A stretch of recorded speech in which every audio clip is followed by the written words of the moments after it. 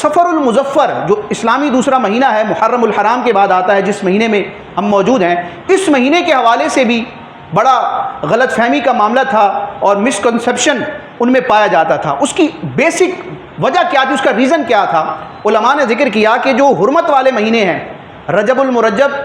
ذوالقعدہ، ذوالحجہ، محرم الحرام، یہ 4 مہینے حرمت والے ہیں، بڑی عظمت والے ہیں، اور مشرکین بھی، کفار بھی زمانہ جاہلیت میں ان 4 مہینوں میں جنگ و جدال کرنے سے، لوٹ مار کرنے سے، اور جو بھی ان کے خرافات ہوتے تھے ان سے وہ باز رہتے تھے، یعنی اپنے طور پر وہ ان 4 مہینوں کا احترام کرتے تھے۔ تو اب ذوالقعدہ، ذوالحجہ اور محرم 3 مہینے میں وہ جنگ و جدال سے، لوٹ مار سے، راہ زنی سے، ان کاموں سے رکے رہتے تھے، اور جیسے ہی محرم الحرام کا مہینہ مکمل ہوتا تھا، سفر المظفر یعنی یہ اس دوسرے اسلامی مہینے میں، جو اسلامی سال کے اعتبار سے دوسرا مہینہ ہے، تو سفر کے مہینے میں وہ اپنے گھروں سے نکلتے تھے ان مذموم مقاصد کے لیے، راہ زنی کے لیے، جس کو آپ یہ کہیں کہ لوٹ مار کرنا، ڈکیتی کرنا، اسی طرح جنگ و جدال کرنا، جو مختلف قبیلوں میں آپس میں لڑائیاں ہوتی تھیں، لوٹ مار کرنا، لوگوں کو قتل کرنا، اور اس طرح کے جرائم میں وہ پھر مشغول ہو جایا کرتے تھے۔ تو اب سفر کا مہینہ آتا، 3 مہینے کے اسٹے کے بعد وہ فوراً اپنے گھروں سے نکلتے، ان کا گھر خالی ہوتا۔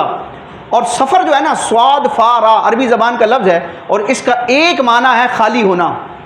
تو وہ کہتے تھے کہ یہ مکان، گھر جو ہے نا، یہ خالی ہو گیا ہے۔ تو اب جو قتل و غارت گری کے لیے، ان جرائم کے لیے اپنے گھروں سے نکلے، ان کا گھر خالی، اور جن لوگوں پر انہوں نے غارت گری کی، جن کو قتل کیا، جن پر لوٹ مار کی، ان کے گھر بھی خالی، ان کے گھر بھی برباد ہوئے۔ تو اب وہ دیکھتے تھے کہ سفر کا مہینہ جیسے ہی آتا ہے تو گھر اجڑتے ہیں، گھر خالی ہوتے ہیں، لہٰذا انہوں نے یہ سمجھ لیا کہ یہ دوسرا جو مہینہ ہے نا، محرم کے بعد آنے والا، یہ منحوس ہے،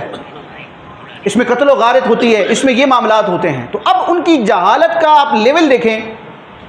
وہ یہ نہیں دیکھ رہے تھے کہ یہ جو کچھ ہو رہا ہے ہماری بدعمالی کا نتیجہ ہے، ہم لوٹ مار کر رہے ہیں، ہم غارت گری کر رہے ہیں، ہم جنگ و جدال کر رہے ہیں، تو یہ سب کچھ ہو رہا ہے، ورنہ اس مہینے کا کوئی قصور نہیں ہے، اس وقت اور زمانے کا کوئی قصور نہیں ہے۔ تو اب ان کی جہالت کا آپ اندازہ لگائیں کہ وہ اپنے عمل کو فوکس نہیں کر رہے،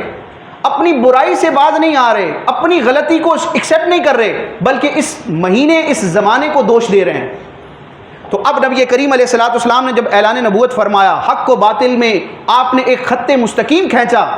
اور کفر و شرک کی ناپاکی اور اس کی نحوست اور اس کی برائی کو جب بیان کیا، تو زمانہ جاہلیت کی تمام رسوم اور باطل خیالات کا بھی آپ نے رد فرمایا، اور ایک جملے میں نبی کریم علیہ الصلوۃ والسلام نے ماہ سفر کے حوالے سے تمام تر غلط فہمیوں اور جاہلانہ تصورات کا رد فرمایا۔ اور صحیح بخاری شریف میں بھی حدیث موجود، صحیح مسلم شریف میں بھی موجود، حدیث کی کئی کتابوں میں نبی کریم علیہ الصلوۃ والسلام کا یہ مختصر اور بڑا جامع فرمان موجود ہے۔ آپ علیہ الصلوۃ والسلام نے ارشاد فرمایا، ولا سفرا، جب نبی کریم علیہ السلام نے مختلف غلط تصورات کا رد فرمایا، ان کے غلط ہونے کو بیان کیا، تو فرمایا کہ لا سفرا، سفر کی کوئی حقیقت نہیں۔ اب اس کی تشریح علماء یہ بیان کرتے ہیں، شیخ محقق شاہ عبد الحق محدث دہلوی رحمۃ اللہ تعالیٰ علیہ اور دیگر محدثین نے، شارحین نے اس کی تشریح یہ کی، اس کی وضاحت یہ کی کہ جو آپ علیہ السلام نے فرمایا لا سفرا،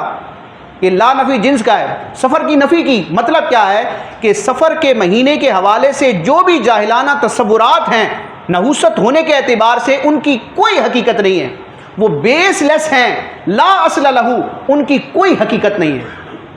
تو اب نبی کریم علیہ الصلوۃ والسلام کا جو امتی ہے، آپ کے فرامین پر ایمان رکھنے والا ہے، اسے نبی کریم علیہ السلام کے اس فرمان پر یقین ہونا چاہیے کہ سفر المظفر کا مہینہ کوئی منحوس نہیں ہے،